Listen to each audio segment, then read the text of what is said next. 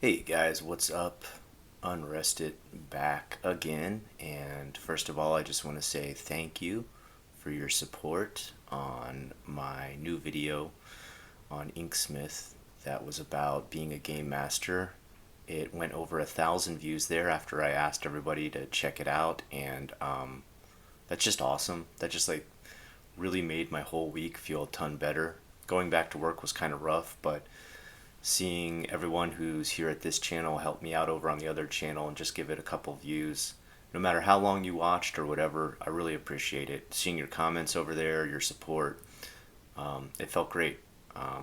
If there's one thing I need to always be grateful for, it is the very loyal, friendly, nice community that this channel has built. I'll never take that for granted. I can come back to this channel after there was times where I took a 2 year break. I just took a 9 month break from moving and stuff like that, and you guys are still here to talk with me, to enjoy learning about things going on in Japan, or just to have a nice sit down and chat. And it's overwhelmingly comforting to see that little groups like this still exist in the world and can come together and just enjoy. Uh oh. Uh oh. It's okay. It's okay, buddy. I'm sorry. It's okay. It's okay. No. I scared him now. The microphone fell down and scared poor Deco. That's my new cat. I adopted from the Humane Society when I got here. My other cat's still doing fine. Po-chan is fine back in Japan. My wife and my older son are taking care of him. And that is Deco-chan, who I adopted here in America when I got here. Anyway, I just wanted to say thank you. Like, it's just really heartwarming to see you guys still be around here, chat with me. I try to respond to everybody. Actually, sometimes you may see me respond as Inksmith on Unrested, just so you know I'm the same person. But it's kind of annoying with how you have to switch accounts to go between your two accounts. I don't know why they can't just do it like Instagram where you like double tap and it switches you. For YouTube, you have to go up to settings, go into accounts, scroll down accounts, choose the account, say yes, it's okay to switch to the other account, then go back to the channel, find your video, see where people comment, and then finally post the comment on the video. It's they make the process way too long. So sometimes if you see me respond as Inksmith, just know it's me. It's just me, unrested too. Anyway, there is a big topic that played out while I was gone, and that is live streamers like Johnny Somali, and I believe there was one other guy too who was causing all sorts of havoc in Japan. This pretty much happened during the time that I was making the transition from Japan to America, and I watched some of what was going down, and it was so sickening to watch. It was so infuriating that I really had a lot of trouble watching these videos of these guys acting like complete idiots online. And look, I know this happens in a bunch of different countries. A bunch of different countries have people who do stuff like this, who try to IRL troll people just to get a reaction. But doing it in Japan is so much more malicious due to the fact that, in general, number one, Japanese people are very peaceful. Number two, Japanese people don't poke into your business. They're very private for the most part. So him doing the complete opposite completely goes against the entire philosophy and ethos of life within Japan. And number three, Japanese people are busy as hell, and they don't have time for that BS. They all work insanely hard, and it's just really disheartening to see someone use a chance to visit that amazing country and use it to troll. It's like you've been given this chance to be enriched, learn about an amazing culture that's been around for 1,000 years, 1,000+ years, has all this history, this beautiful language, the kanji, the traditions, the culture, and all you can think to do is crap all over it. I mean, it really goes to show the type of person who does this. And the only thing I can think is they have no sense of a conscience. They have no empathy. And they're most likely either like a sociopath or a psychopath. That you would do this in society, not regret it, and think this is a great thing to do. That you'll do it just for the little bit of kick you get from the viewers watching. And it, he can do this. This Johnny Somali can do this, and I know the whole thing's played out already. I know he's being kicked out of the country. He went to jail for a while. I think he just recently got let out and is being deported, which makes sense. I was kind of surprised. Some people were saying like he's gonna be in jail for the rest of his life, and I thought like, why would Japan waste taxpayers' money on supporting another person living in jail from another country? I've seen people be put in jail in Japan. There was big companies I worked for where some gaijin employee decided to do something kooky, like have drugs delivered to them, and they were put in jail for a while, but they almost always 100% of the time were deported. So if they're going to do it for drugs, they're going to do it for live streaming too. They're going to put you in jail for a while, let you feel what the real punishment is like, because let me tell you, Japanese jail is not there to reform you. It's there to punish you. You eat like tiny bowls of rice. You're locked in a tiny tatami room with nothing but a floor mat to lay on, not a bed. You just like pretty much lay on the floor. You got a little mat you can roll out, but it's like this thin. And it's pretty much the way jail should be. Jail should be a sort of punishment. There should be some reform, of course. I think maybe Japan could do a little bit better with that. But I think it should be a place that you're not like, well, if I go there, so what? You know? What, buddy? Do you want to come up here? Go ahead. It's okay. Go ahead. There you go. That's my boy. And, he had to endure that, and then now he's going to get deported.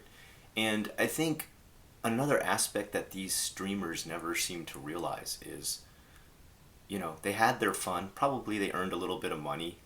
They got their pays from the chat and everything like that. But now their life is ruined. I mean, the internet never forgets. And yes, everything okay? The internet never forgets. And this guy's life, this Johnny Somali, his life is ruined forever. He's going to go back to America. He's going to go there and I'm sure eventually have to get a real job. And anybody who does any sort of search on him online will see this and be like, oh, this is not somebody I want to support. This is not someone my company wants to pay or be hiring or be associated with in any which way. And this just goes to show like how chaotic this kind of lifestyle, this kind of filming, this kind of IRL damage can do. It doesn't just damage the country that you go to, it damages multiple aspects. It damages even people like me staying there who don't go out and try to shock Japanese people or confront them on the streets with weird antics. It makes it harder for me to just go out and film when I'm there because people are going to wonder, is this gaijin going to be one of these crazy live streamers? Because they get the most news, they get the most attention. Of course the news wants to make an example of this and be like, this person's doing this and they're horrible and we want to get them out of the country. But then a lot of people might think like, is this every gaijin that comes here? Because that's kind of how news works. It's kind of fear-mongering. It works the same way in Japan. And that's going to make a completely bad reputation for any gaijin going there. On top of it, it's going to make it a lot harder for any of us to have a job there if we have a YouTube channel. They may start to check, like, do you have YouTube? Do you have live streaming? They may search us online and be like, oh, if you've already got, like, a YouTube channel or some kind of live stream, I don't know if I want to be associated with you because who knows if you do something wacky and attract news attention and then you're connected to my company and that all goes haywire. And then it also ruins the life of the person who does it, which I don't understand how they can't realize how badly that will ruin their lives. Like, he's not going to be entered into any sort of well-known educational institution. He's not going to be getting a job with any company associated with what he obviously enjoys doing is live streaming. Like, no media company would ever want to hire him. No regular everyday company, if he just wanted to get some simple job that was, customer service job or retail job, would want to hire him, because right away, if people show up to the store or wherever he's working, they'll be like, "Oh, aren't you Johnny Somali? I remember your videos." And then one manager just takes a look online and is like, "Who's Johnny Somali?" "Oh, okay."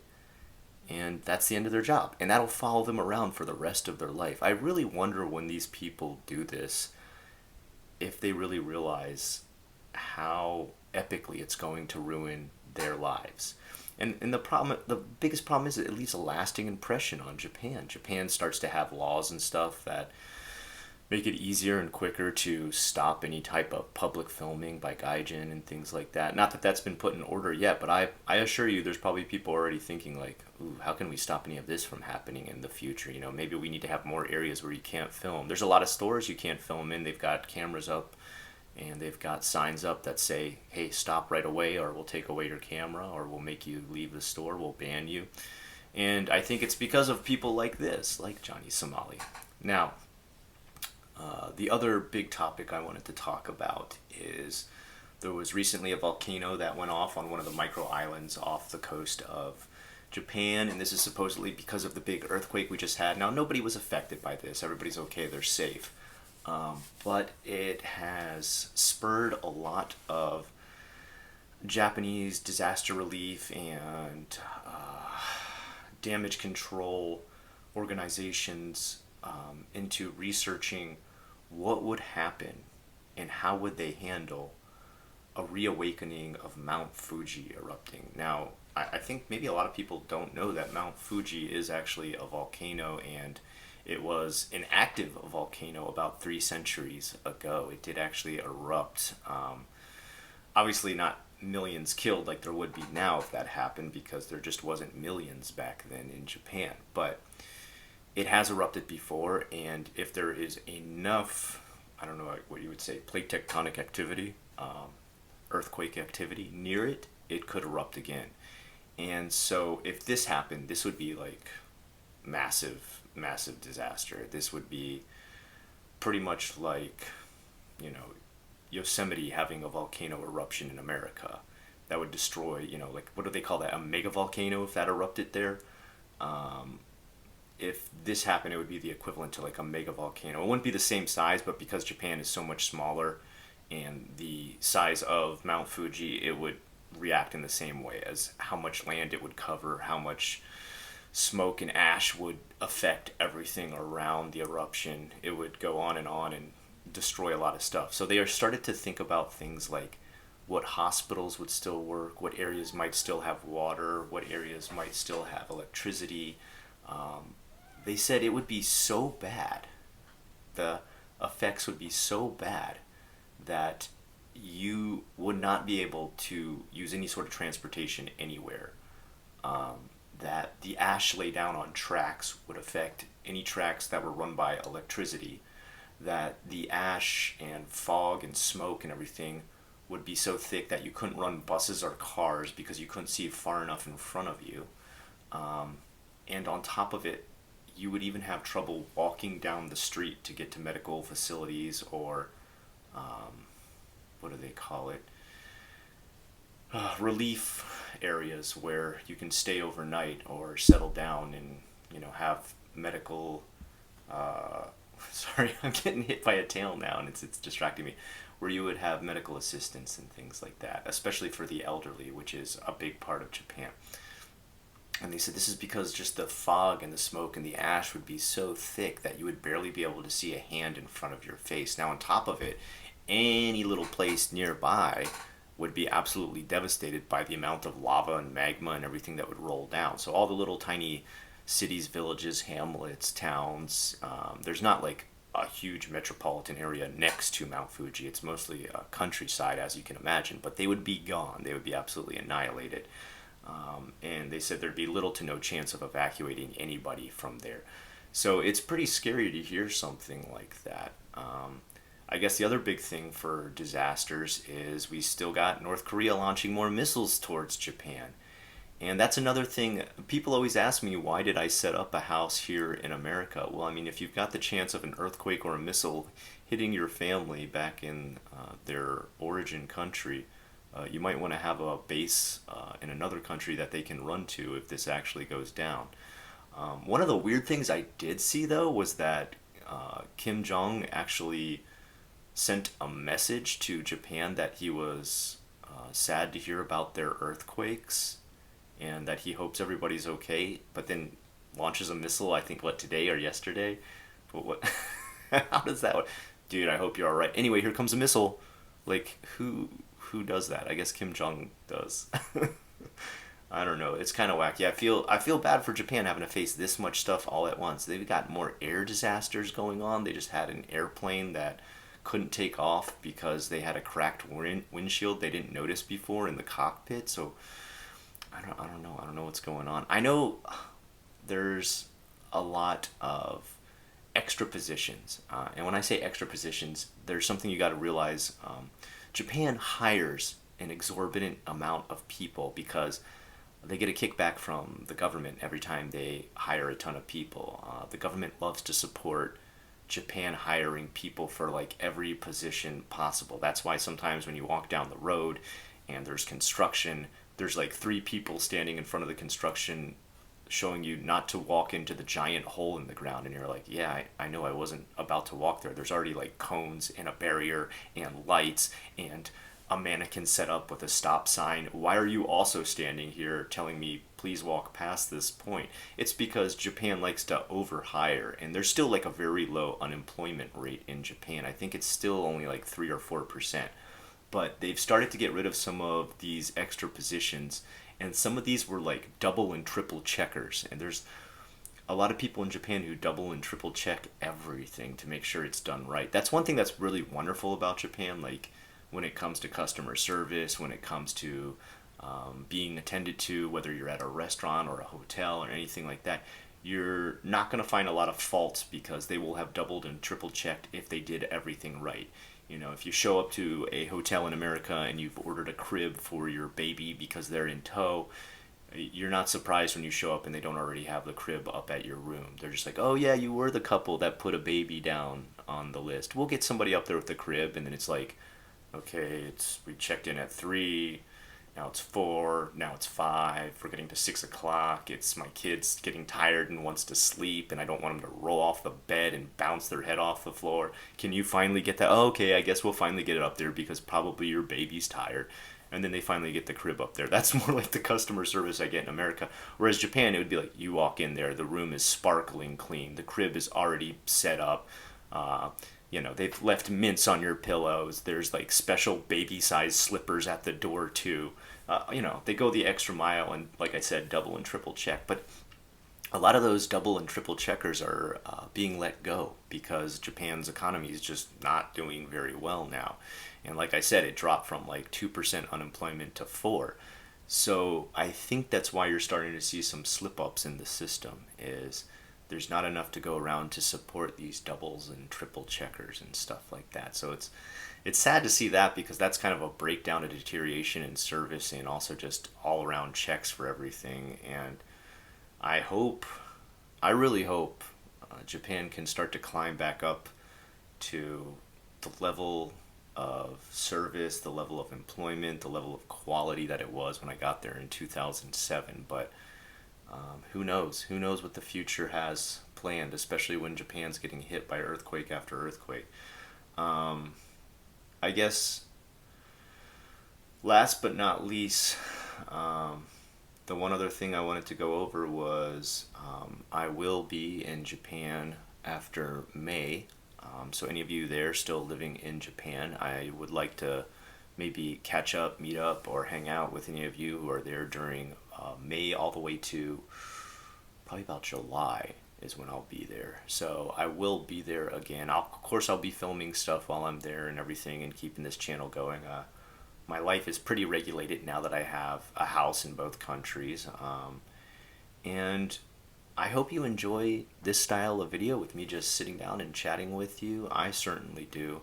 I am thinking about doing a live stream version of this.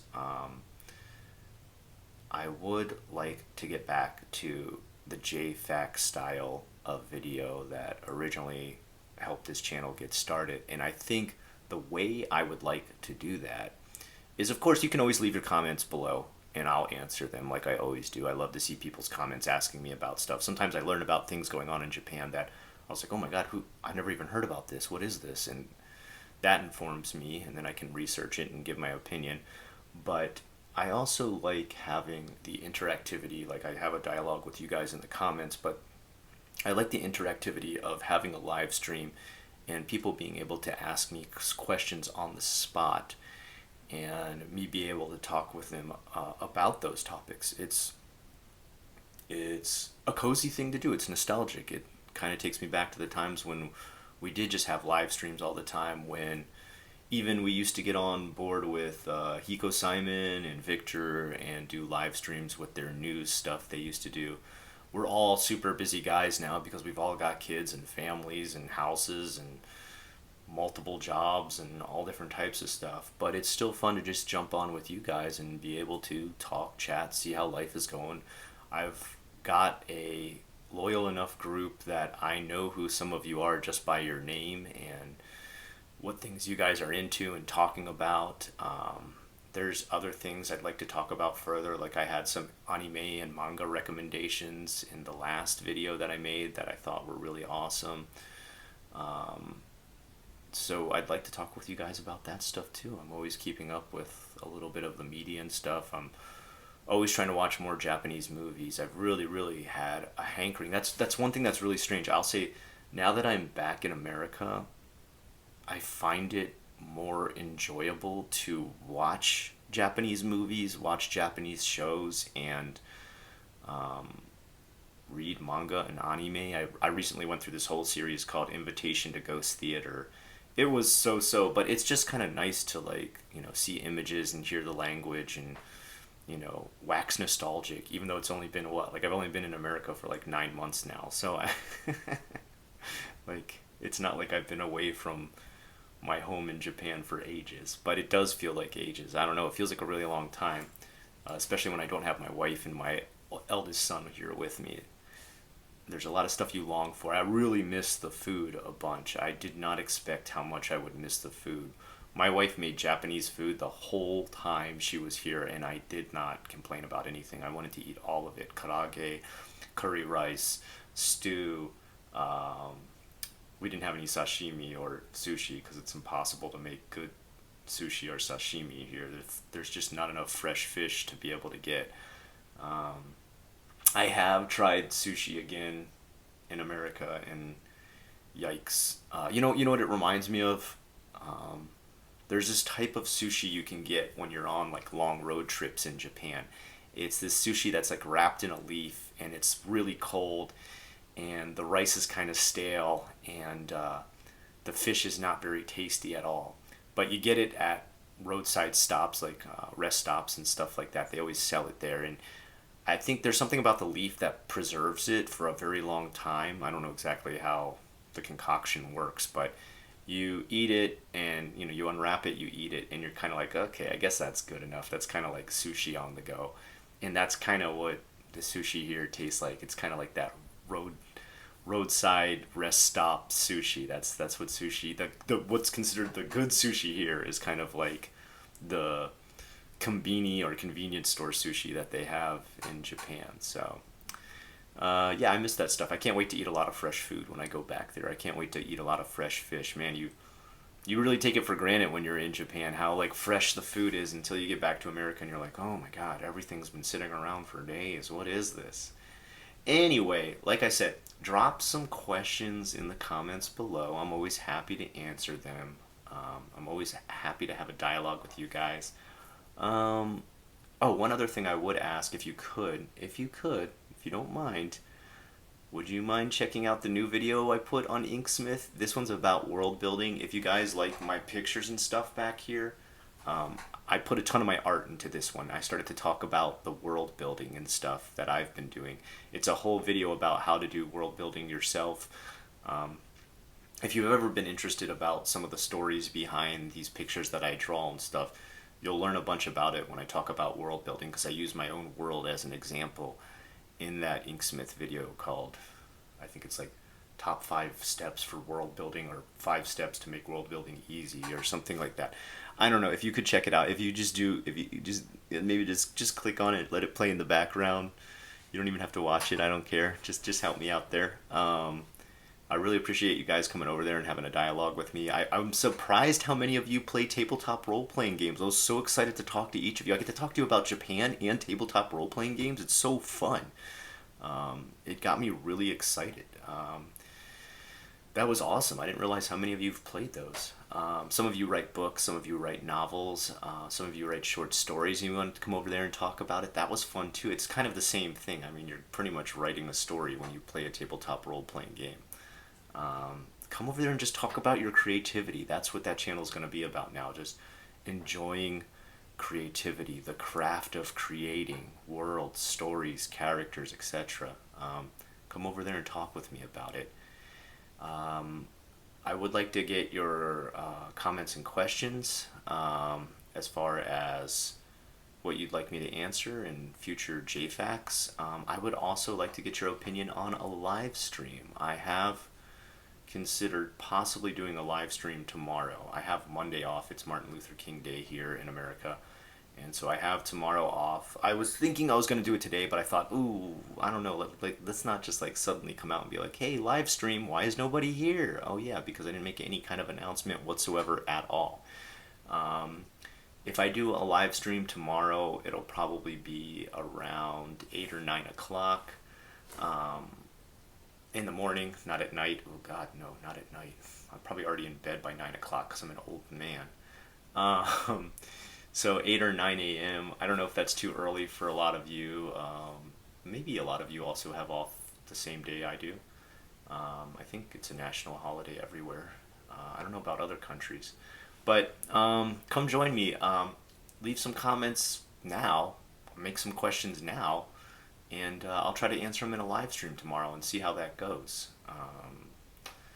I'd like to also say thank you for those of you who checked out the clothing brand I launched with my friend called Rating Ravens. RatingRavens.com is where you can pick up all kinds of cool Viking and sort of dark, grim-dark fantasy drawings and stuff that we've created and put on t-shirts, hoodies, rings, necklaces, hats.